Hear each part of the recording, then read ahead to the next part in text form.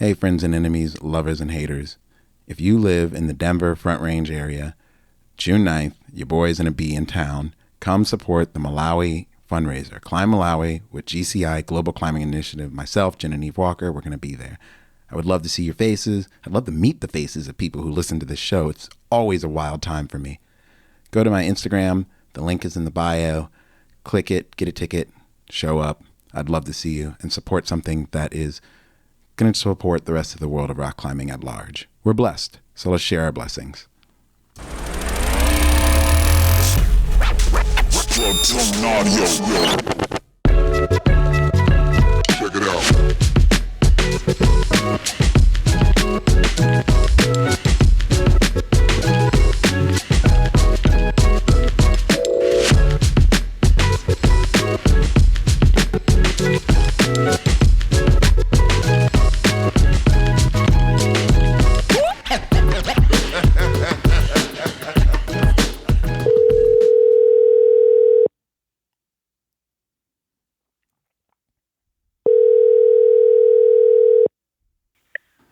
Hello? Hey, Bree, how you doing? Hey, good, pretty good. How are you, Mario? I'm doing all right. Hey, I was psyched to see you and Cameron climbing last week. How did your session go? It was pretty good. Haven't been on ropes in a while. I feel like I just need to start training a little bit more again. What was that hangboard you mentioned to us? It was a flashboard. And I think it's the best one because you can use it indoors, you can use it outdoors. It doesn't really matter where you use it. You can hang it on stuff. You don't have to mount it to your wall, so it's pretty dope. Oh, that's great because I feel like I can't put holes anywhere in my house, but yeah, that's awesome. Where can I get it? You can go to Tension's website, and then whenever you do, just drop in the promo code Tension SAS20. You'll get 20% off. You'll support the podcast, and yeah, but then they'll get it to you on the quickness. Oh, sick. Yeah, I'll have to check that out. Yeah. Are you guys climbing again this weekend?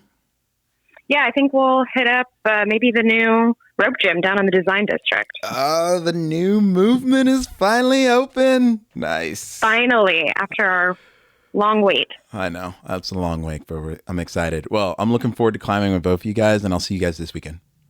Yeah, I'll catch you later. Bye. Bye. Friends and enemies, lovers and haters, welcome to Sends and Suffers podcast. I am your host, Mario Stanley. If you haven't already, please follow, like, and subscribe to Sends and Suffers podcast. Every bit counts, and we would love to hear from you. So take a moment to leave a comment. These go a long way and help others know what they're getting into and how good this show is. If this is one of your favorite podcasts, consider becoming a Patreon. For as little as $5 a month, you are investing in Sends and Suffers podcast, and it's like buying your boy a taco, hanging out, and getting to know the good that is coming your way. Monthly recaps, early show releases, and all the other cool things that we do. Thank you so much for listening to Sends and Suffers podcasts. This episode has a lot of joy and a whole lot of sadness in it. Eddie, Paige, and I talk about the closing of Summit Dallas, D-Rocks, one of the most iconic gyms in DFW, and I would arguably say Texas as a whole. Watching this gym close was like a Berlin Wall in DFW. I'm not going to ramble about this story too much because you need to listen to it, but please enjoy and know that this means a lot to me. This is how you are listening to the person that you are. This is where I got my start, where I decided what my career was going to be, where I decided I wanted to be a climber, and what made me fall in love with this sport enough to contribute 20 plus years of my life to this community. Enjoy the episode.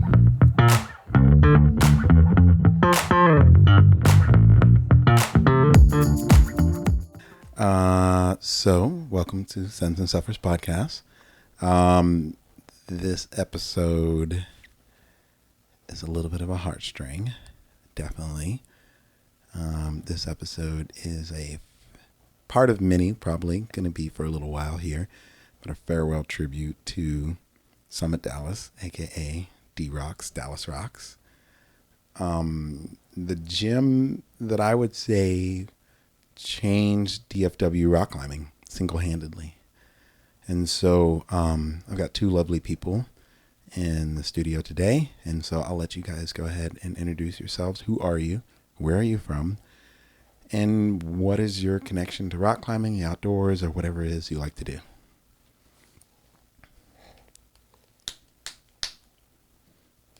The epic game of rock, paper, scissors.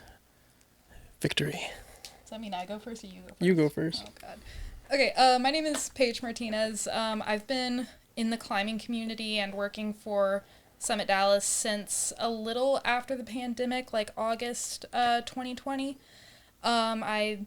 It's not part of my career anymore. It's more of like a side gig that I do just because I love it. I'm a teacher now, but, still make time to go outdoors and, experience life. Mm-hmm. That's my boo. All right. My name is Eddie Funtanilla. I am by all technicalities born in the Philippines and have been raised here in the U.S. I started climbing back in 2017 by way of, I guess, passed by one of my best friends, Peter Dang. For sure, admitted to fame right there. And then ever since he gets past me and I fell in love with it, climbed at Carrollton, climbed at Dallas, and I was just there for the majority of my time. And then I just slowly like made my way up the ladder. I was a front desk at Carrollton. Once that shut down, I went over to Plano, was front desk for like a little few months, and then became a assistant manager, as it was called back then, as it's called now, shift manager, back in 2019. And then I was there until 2021, where I did in July make my way to Summit Dallas as their assistant general manager. And then after not even a year, I think in March of 2022, I became their general manager until its, eventual end, if you don't already know, on April 30th. And then that's just where the journey has gone so far. And every step of the way that has been there has always been, an interesting way to kind of just see the transitions from going from a smaller gym like Carrollton to a mega gym, the first mega gym for DFW in Plano. I think Plano was the first mega gym in the state of Texas, period. Really? I would argue that. I mean, I'm sure other people would argue that, like Crux, I don't consider it in Austin. I would not consider that a mega gym. More so Mesa Rim now. Oh, Mesa Rim. Yeah. Oh, no one can touch Mesa Rim. No doubt. No, that thing is like, they came in and they absorbed the motto of Texas. Everything is bigger in Texas. And that gym is ginormous. It's so big. Have you been yet? I have not. Yeah, I went for paraclimbing nationals. Oh, that's right. Yeah. And the gym was so big that I was like, you can walk, they could still have the gym open to the general public and still climb. And more than, like, it would seem like more than 50% of the gym was closed, but it wasn't. And yeah, it was crazy. Yeah, and that's one of those things. So then, like, going into the Plano gym, from Plano to Dallas to, one of the oldest in DFW, was like definitely a big transition, because I kind of went from like a different culture over in Plano of just, we got a corporate gym, a nice facility, try to keep things up and running. And then it was constantly busy, 24/7. We would get lines out the dang door at some points. And then going over to Dallas and like just going into like a more chill facility and have more time to like my staff, which I find like to be like one of the biggest advantages that I had over there, was because it wasn't so busy, like just in terms of what was happening at the gym, the staff had more time and I had more time with them to kind of just, get to know them, especially when they heard I was from Plano. I definitely remember, and, some folks who might be listening might be laughing at this, because I definitely remember some times whenever I was in Dallas, I would there's like some folks there that were actually transferred from Plano to Dallas. And I was just like, tell me about the staff. Let me know what spicy info you got for me. And I definitely got the vibe of just like people were like, oh man, this guy's from Plano. This guy's going to be super corporate. This guy's about to make this job not fun.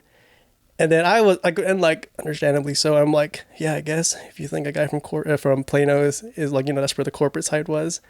But I was like, man, give me a chance first. I didn't even get to introduce myself, and we already had these preconceptions that the staff at the time had. But I was pretty pleased with myself and also with their openness with me to talk to me more and get to know me more. And, eventually, I would say like a lot of us became like good friends. A lot of us, got to work well with each other and really got to meld with each other as a team, as like a brotherhood in a sense for a lot of folks there. It's so funny. I mean, Summit is no more, so I can say whatever I want now. But Summit is the farthest thing from corporate in the entire world. It doesn't matter if you come from Plano, Mega Gym, or Grapevine. Summit, the unique thing about Summit, and I think this is true with almost any mom and pop, well-run mom and pop organization with a vision and a goal, and they're moving forward.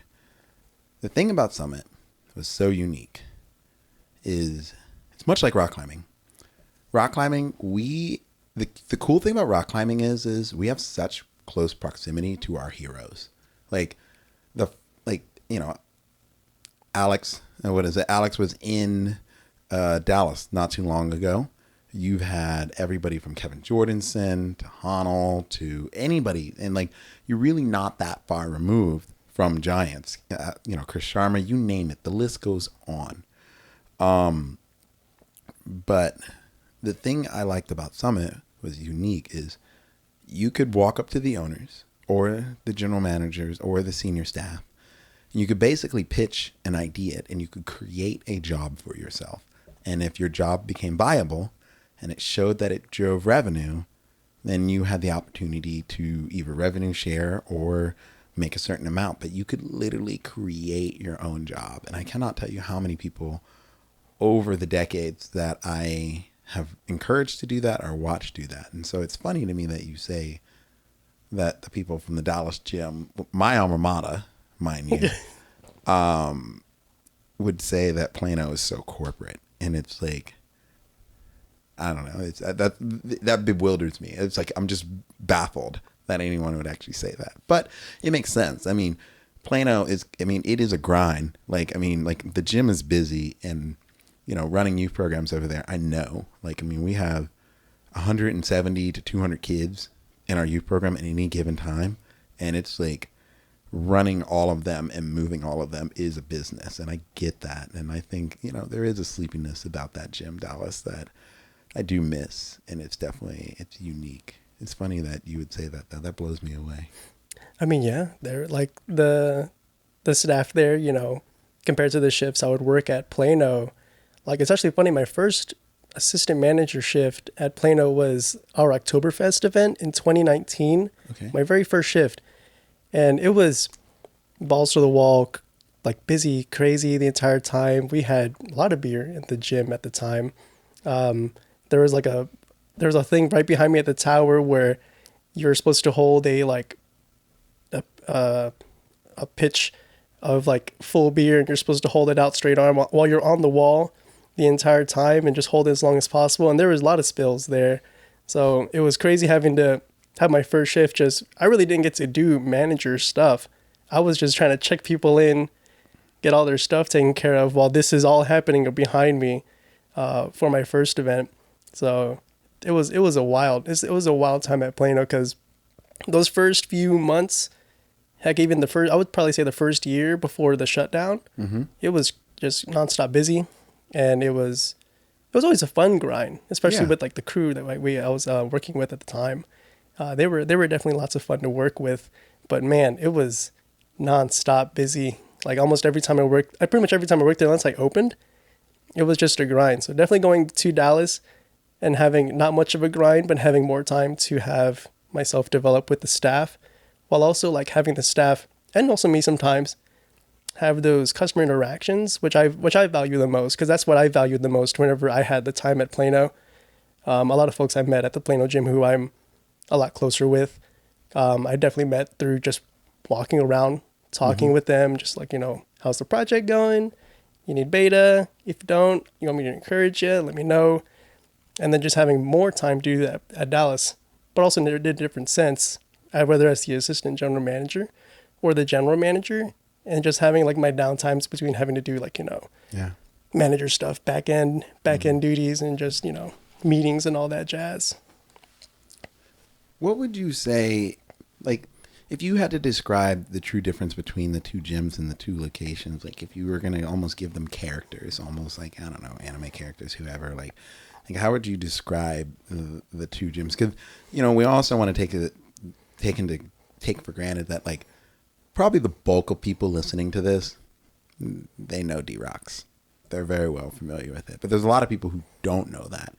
And I want to say, like, you know, is D-Rocks a representation of people's home Woody and their home crags and their hometowns or like that? Like how, like we can go ahead and say Plano is Globo Gym. Like, let's just, like, I don't think it's truly like Globo Gym because I work there. Yeah. But let's just go ahead and give it like baby Globo Gym slap of the label. So how would you describe your experience when you walk through the door at Dallas comparison to walking into Mesa Rim or these big corporate gyms? Because it's not Walltopia walls. It's not flash flooring. It's, you know, it's different. It's very different. I love that gym, but it's different. It definitely gave me big reminders of the Summit Carrollton gym, because that was my very first gym, because it was definitely like the same vibe. So like those walls are definitely a little older.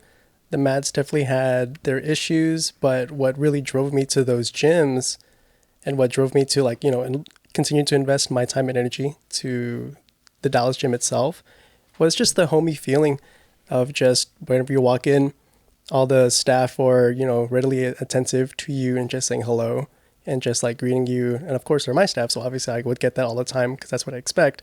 But just being able to just, you know, kind of go in, you like pretty much know everyone who is in that building, and you like know what their project is on and know like not exactly what's in their like the lives, you know, because like sometimes there might be some people you might get that intimate with their personal lives, because I think that's one of the great things about the Dallas gym was a lot of folks really got to know each other really intimately, especially within the staff that I try to keep myself out of just because of my position, right? Yeah, management. But I would hear things and I was just like, oh man, you're going through that. I wish I knew, but also like I can't really do anything about it because of my position, you know. But it's just one of those things where like almost everyone that would walks in, it would be totally up to them if they wanted to meld into, you know, just the grand community that was at the Dallas gym, and being able to just, you know, trust each other with, you know, your live. And like sometimes when I used to, you know, wanting to go into a deep climb session, I would try to leave it behind. But what I would really feel in the Dallas gym that I don't really necessarily have to per se, but I would be able to, you know, kind of trust some of these folks with these intimate stories, intimate, you know, happenings in my life, and being able to like have them hear me out, because that's just like the kind of community that I inherited. Because I wasn't around when it was D-Rocks or whenever it just became Summit Dallas. I started first climbing in 2017, so I didn't really get much of a time to like really get to know a lot of the old heads, I would call them, the folks who've like been around for a long time. I got to meet a lot of them.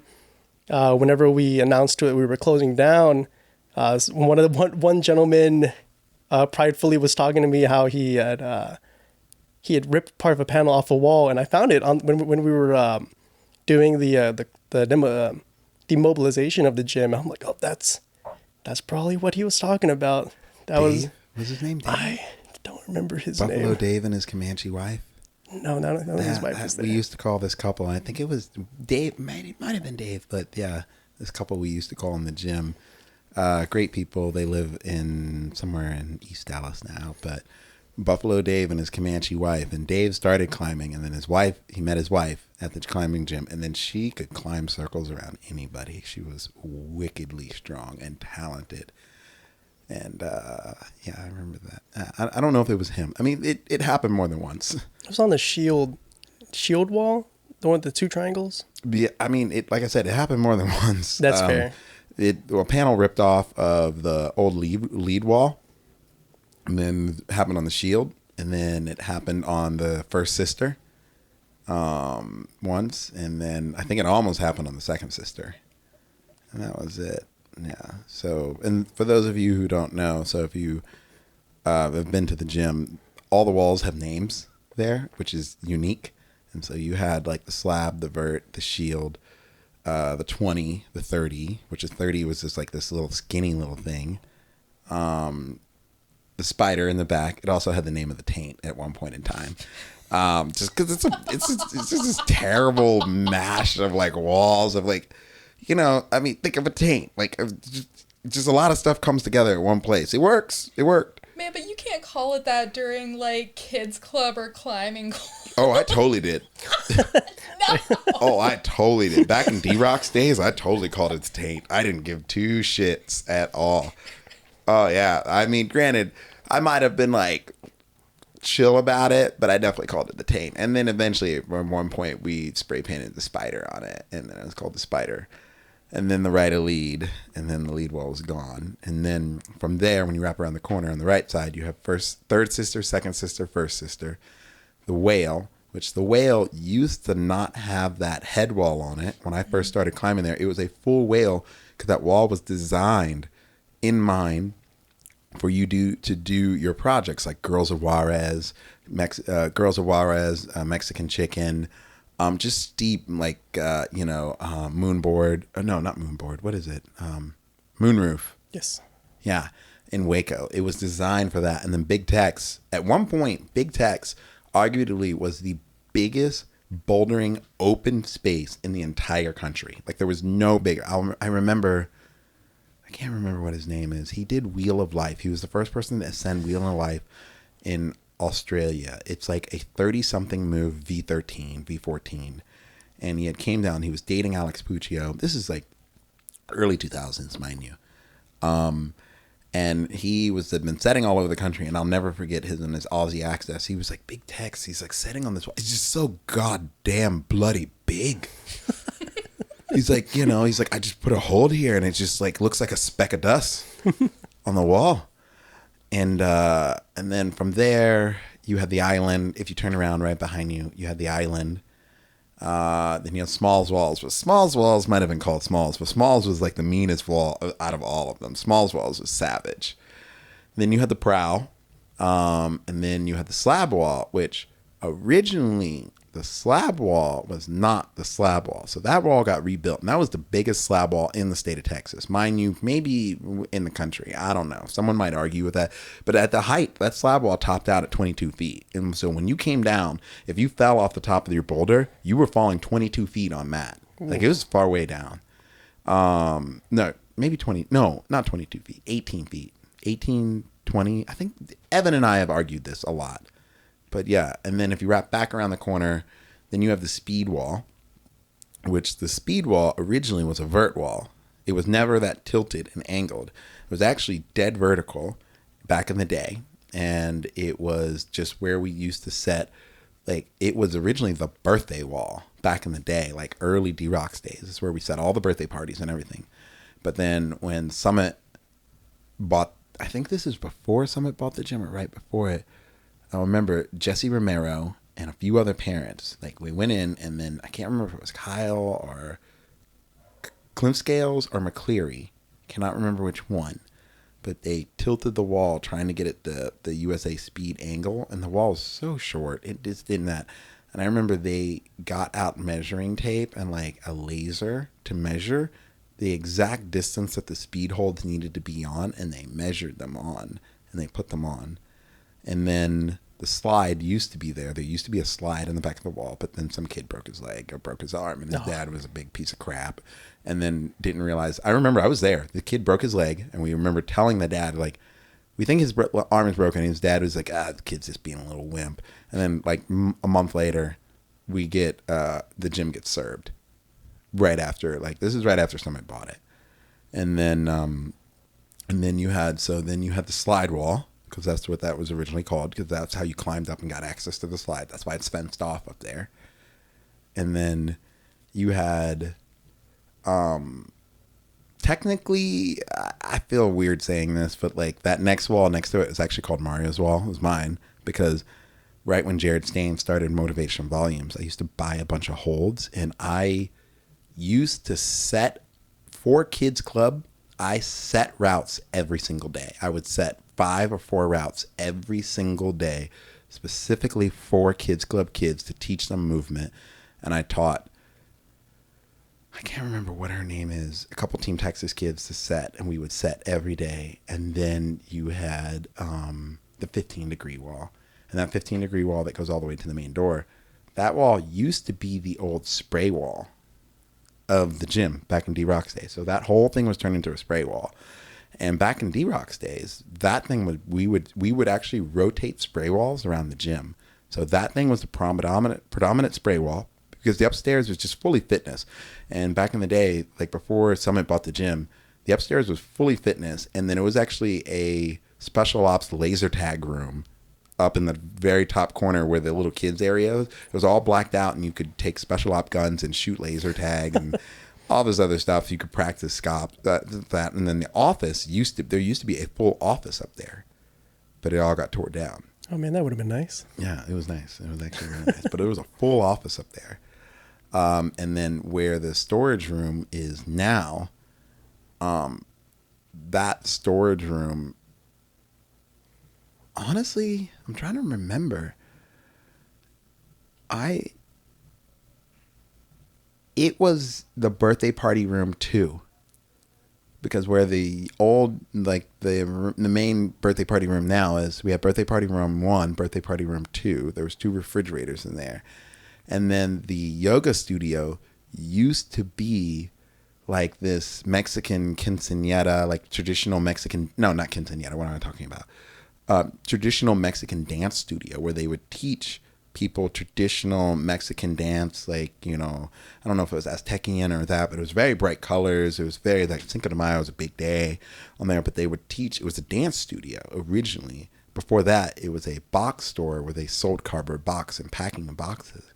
And then before all of that, Dallas Rocks was originally a cabinet making factory, because when the gym opened, there was sawdust everywhere. It was everywhere. Wow.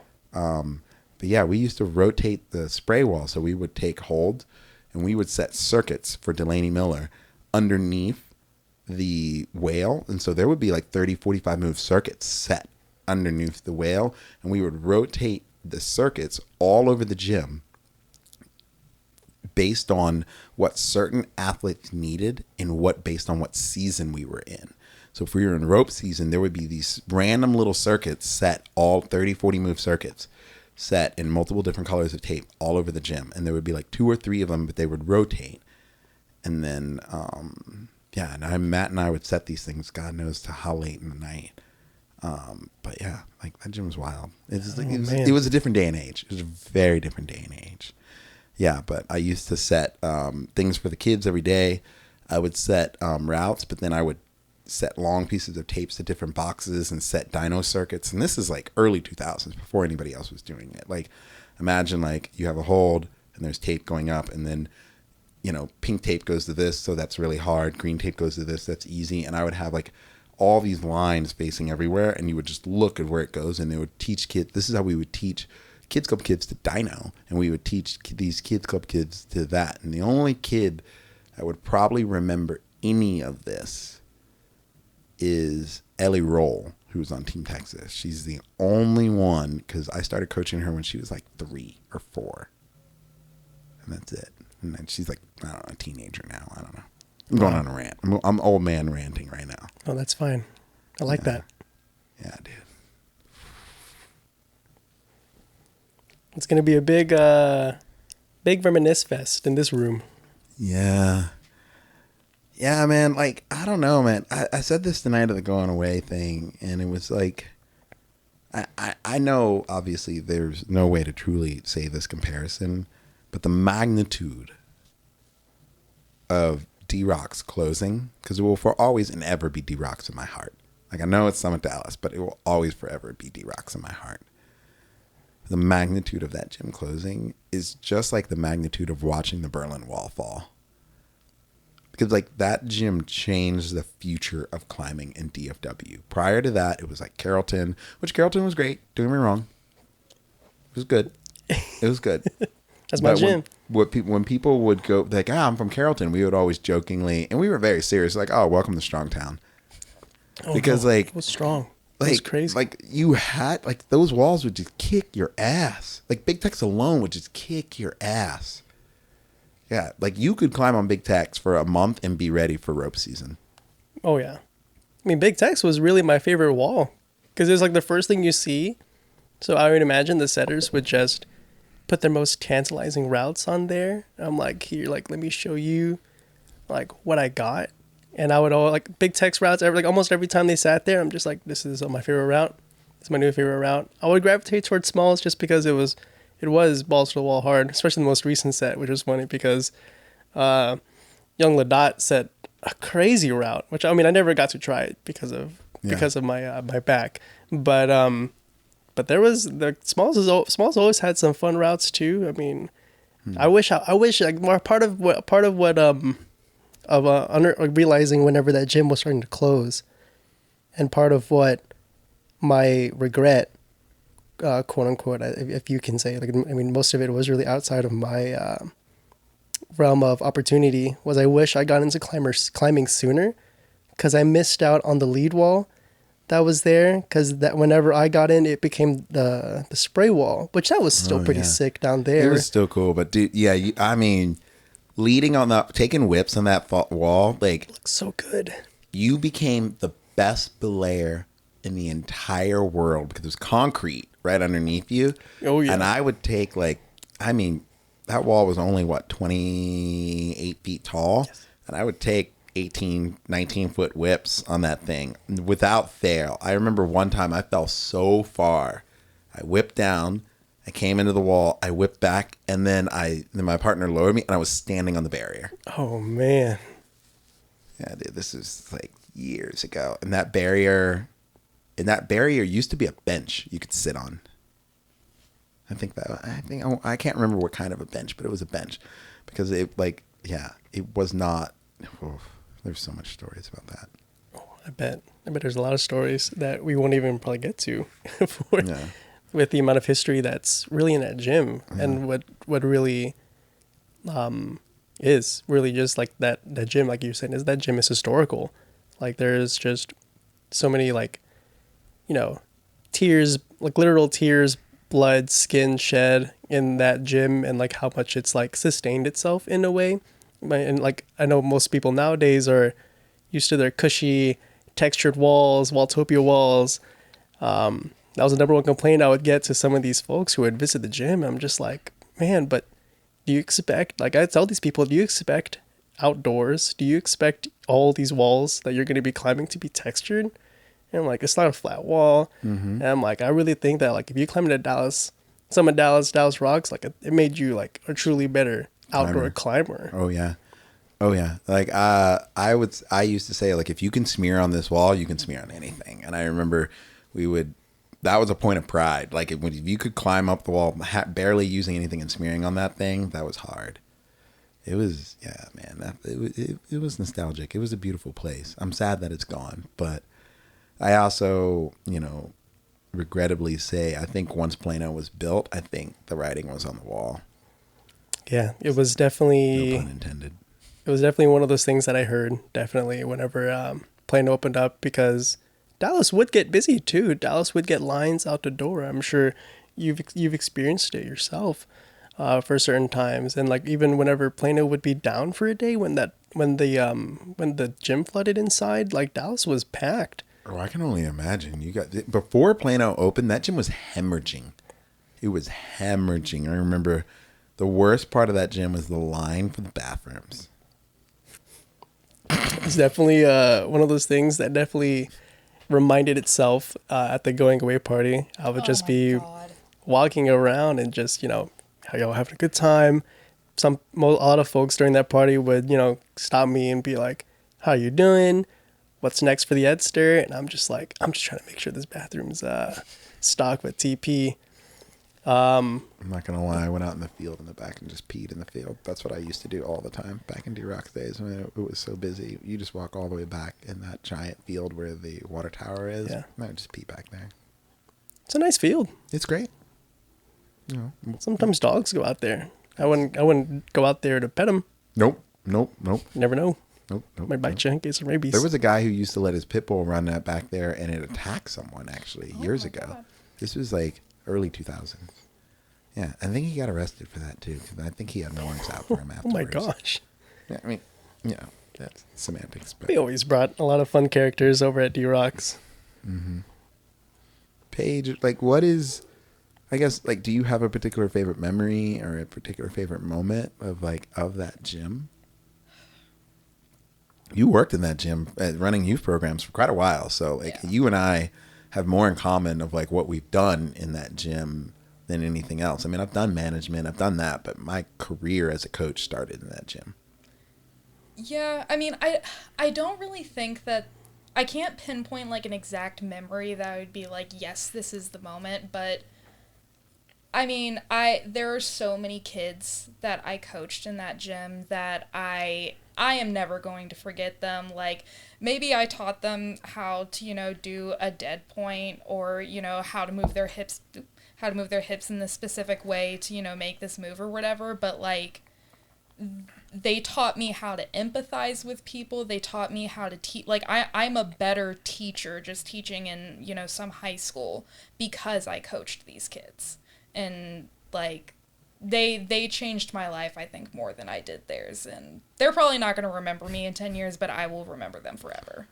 Yeah, I think that's true. When I left for Spain for doing the climb, the kids were, when I got back, I was like, hey, did you miss me? They're like, you were gone?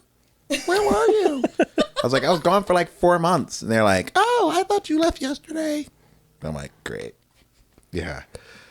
I think the thing I'm not going to lie, like I love Plano kids and all of you, if you're listening to this, parents, families, I love you all. But I do have to admit, Lake Island's parents are super chill. What? Okay. Some of them. I mean, listen, they're bad apples everywhere. Like there are some Plano parents that are like a hot mess and kids that are a hot mess. And then there are also majority of them are like, like that. Listen, I know my kid's a turd. I'm well aware my kid's a turd. Oh, yeah. Just treat him like he's a turd and he'll grow out of his turdiness. And if he's too turdy, just let me know and we'll straighten it out. I mean, like, the climbing parents, yes, absolutely. Like, the parents that were taking those kids to climb, they're, like, super chill, love them all, phenomenal. Because I teach in the Lake Highlands area, and, like, it also goes to a point where...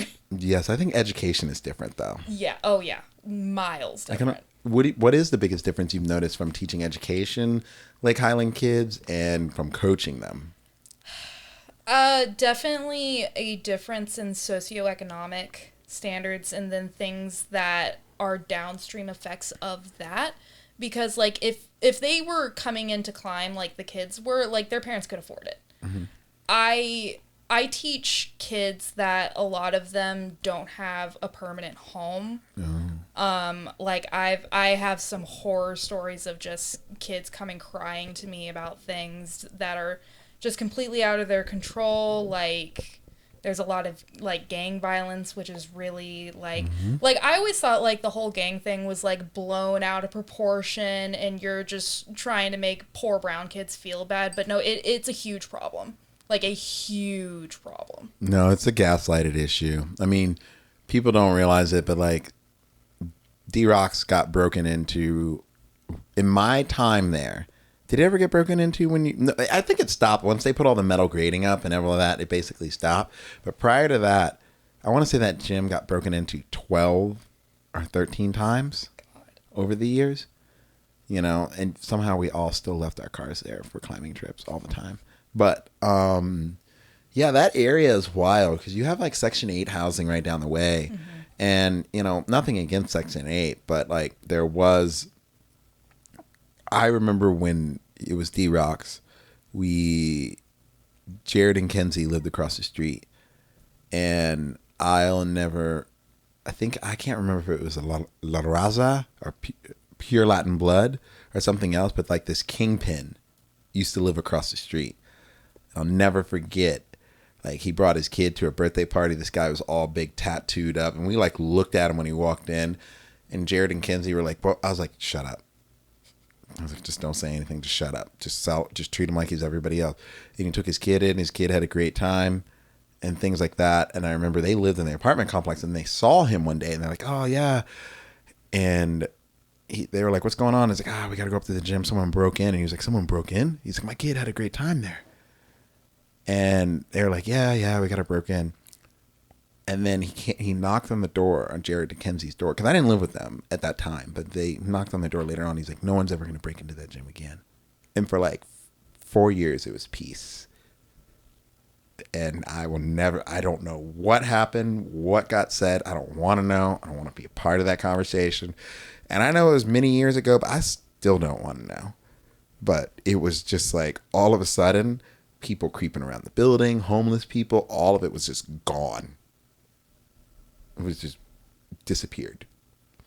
That's bizarre. I mean, it really just goes to show. Flex. That was what it was. It was Exactly, flex yeah. of power. Yeah. It's like you treat someone nice one time, and then there's this kingpin. Protect your business. Yeah. I mean, you know. So word to wise. So for those of you listening, if there's a kingpin in your area, treat his family with respect, treat his kids well, and you're a shoo-in. You know, I guess that's how it works. Do you have you coached any of the? Do you teach any of the kids you coach? Have you had any crossovers with some of those kids yet? One of the kids on Team Texas, Henry, he went to the school that I taught at, but he wasn't one of my students. And then one of my kids that actually was my student, he wasn't on team, but he did climb at the gym. And it was so weird because, like, on the first day he came in, I, like, looked at him and I was like, I know you. Who are you? Summit. I know you from the gym. And we just kind of stared at each other until we figured it out. And I was like, oh no, you've seen me. Like, because this kid has definitely been at late nights and has definitely seen me drunk. Oh, yeah. And he was at the going away party, too. Wait a minute. Kids were allowed to go to the late nights out there? He was with his parents. Oh, okay. Well, yeah, I think this was a sanctioned event. I think is it's a family. I mean, D-Rock was a family place. It might not seem very family, but it was a very family place. Oh, that's cool. Yeah. That's very cool. Oh, man. So, you know, so we're kind of going all over the place with this conversation here, but kind of really bringing things back to the gym. Now that, you know, the gym's basically closed, pretty much probably demolished, you know, everything is said and done, which is very sad. And actually, quick sidebar, have you guys seen that Instagram? You know the one I'm talking about. Oh, the original D-Rods? Yeah. Thoughts, comments. I'm just curious. I want to know who it is. Because I have a suspicion. I think I know, but I've asked the person if they would be willing to be on the podcast, and that's it. I'm not going to say anymore. I want to keep their privacy. I want to keep it, but I have a sneaky suspicion that I think I know who it is. Oh, we can sidebar that. Well, I take it back. I don't want to say I think I know who it is. I think it's one of 10 people in my head. And it's like, and it makes sense reading the post, reading the comments. I'm like, it seems like it would be one of y'all. And so, but I was just curious what your thoughts are of that. I think it's awesome. Like, I've been working at that gym longer than anybody that worked at that gym by the time it closed now, because the only other person that was still with the company when I got hired was Leo, and he wasn't at that location anymore. But, like, I learned so much just looking at the photos from there, because, like I've been there for a while, but it's different, you know, and there aren't those photos laying around the gym anymore. Like, there's memorabilia, but you don't really get the feel for it. Mm-hmm. No, agreed. Eddie?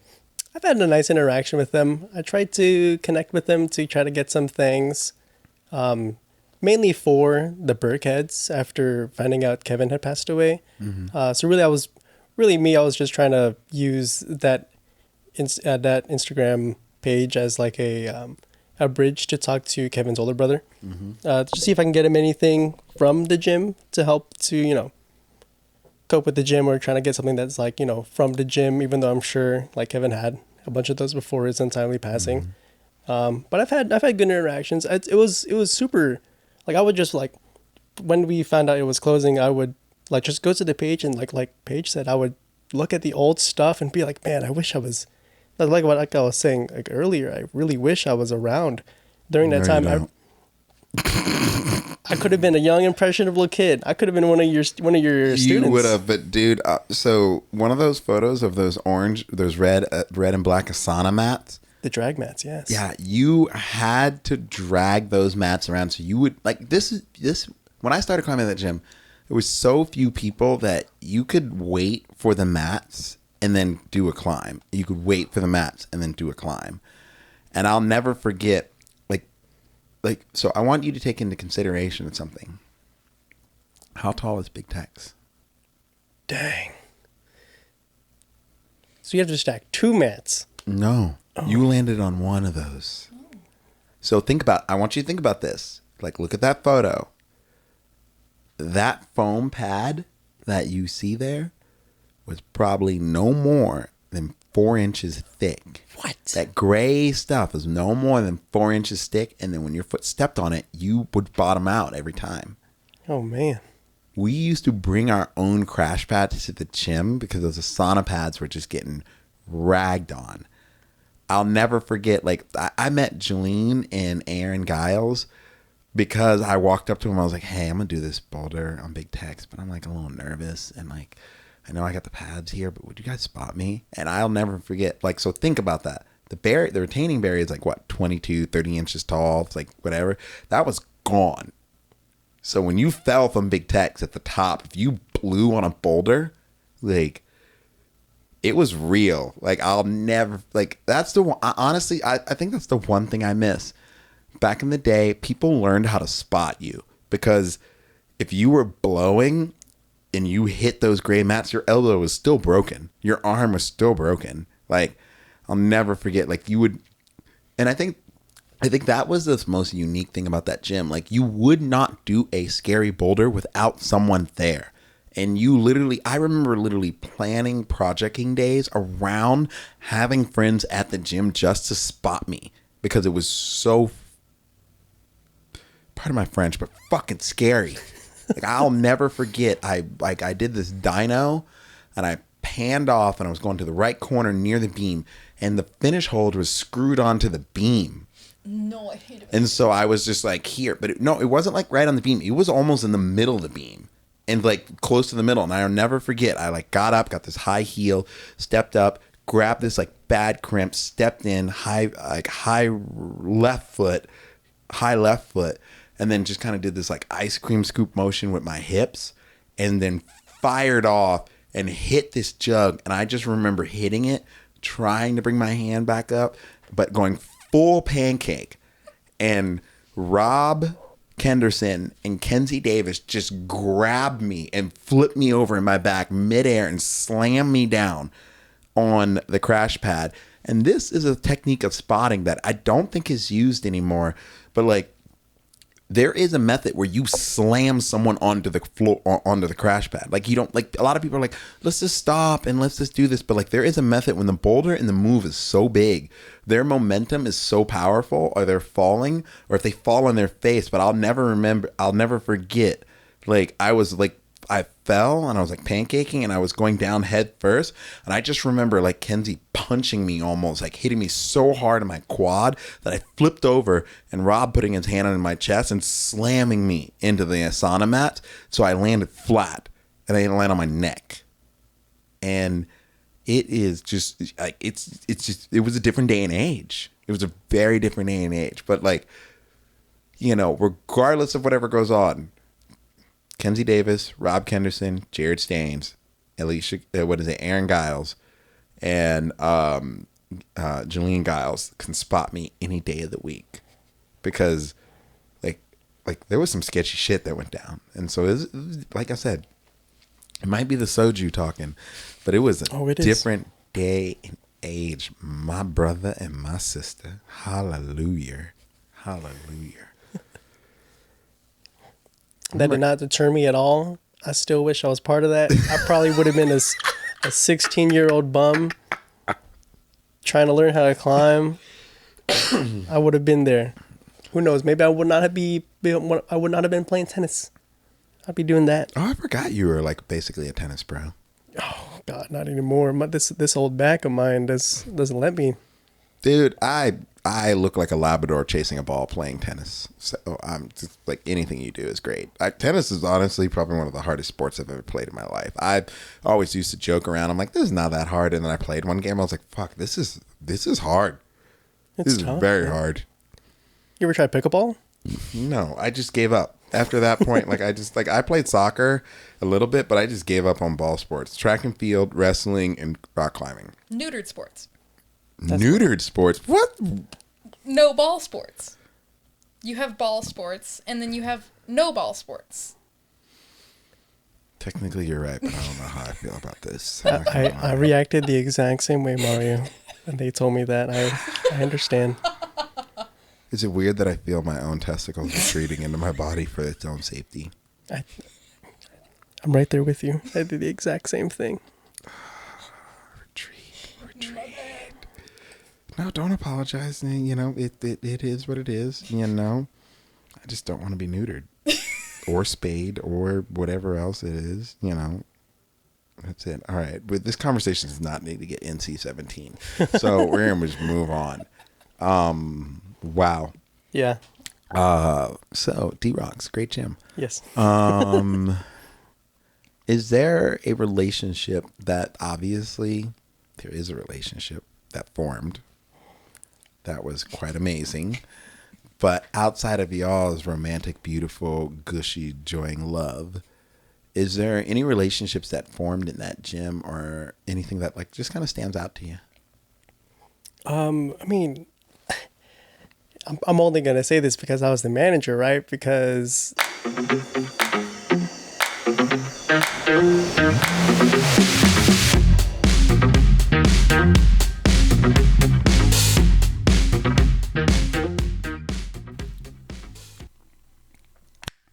I know I left you on the edge of your seat.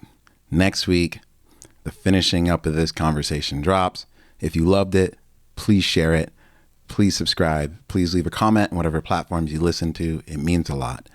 And remember, if you're not suffering, you got to ask yourself, are you even sending at all? It's that good when you get that good suffer. I don't know. Ruminate. I'm out of here. Funtanilla.